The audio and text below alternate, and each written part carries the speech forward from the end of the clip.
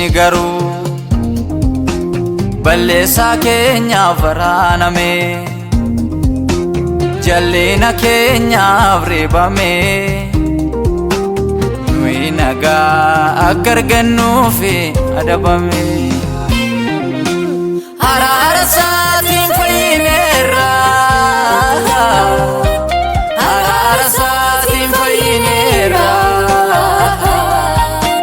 dukkana keessa ifa baaneerra. Araara isaatiin fayyineerra, araara isaatiin fayyineerra, dukkana keessa ifa baaneerra.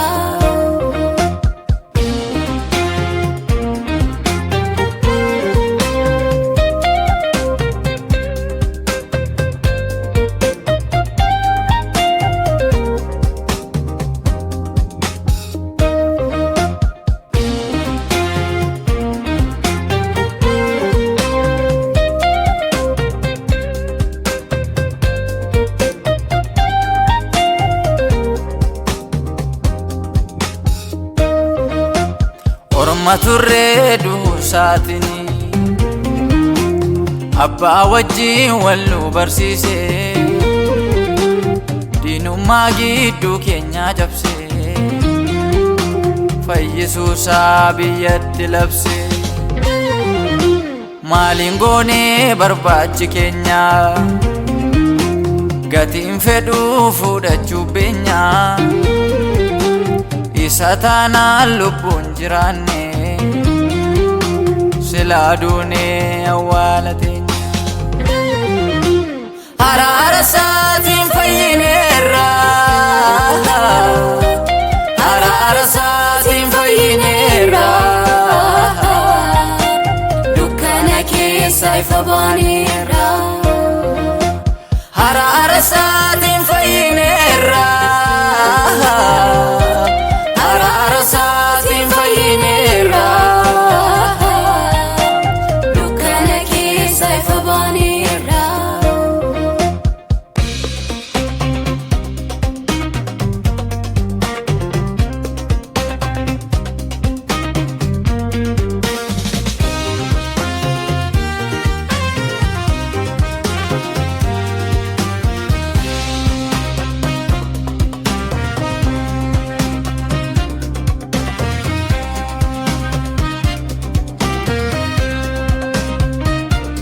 Afaan gaarummaa sa'a dubbatu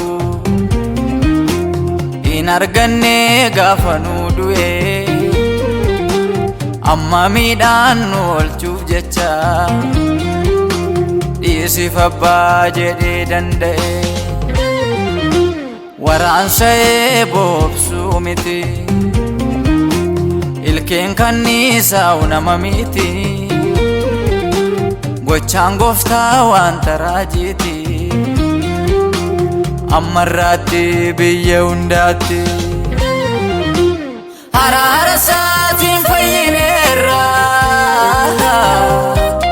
araara isaatiin fayyineerra, dukkana keessa ifa baaneerra. Araara isaatiin fayyineerra, araara isaatiin fayyineerra, dukkana keessa ifa baaneerra.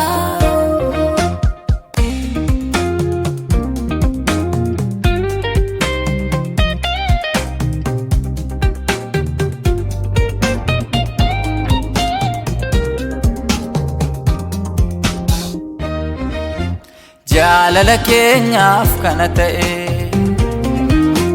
fannoo yaabee akka rakkatu,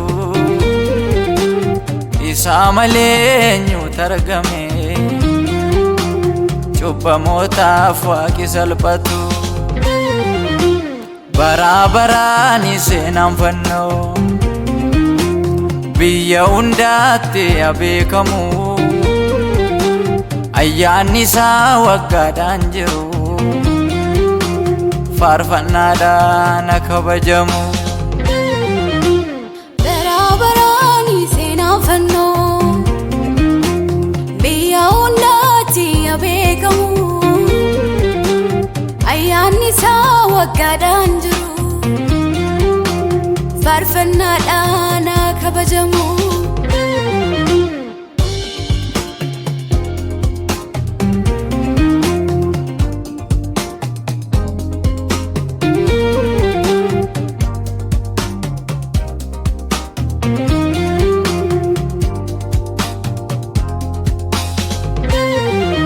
warri waliif gumaa turan du'a isaarratti walitti araaramanii isa malees cubbamoonni dhiiga isaatiin baraaramanii sababii malee miidhanii fannootti ol isa baasanii sababii malee miidhanii addooftuu obaasanii sababii malee miidhanii bakka koo waraaname sababii malee miidhanii alangaadhaan garafame.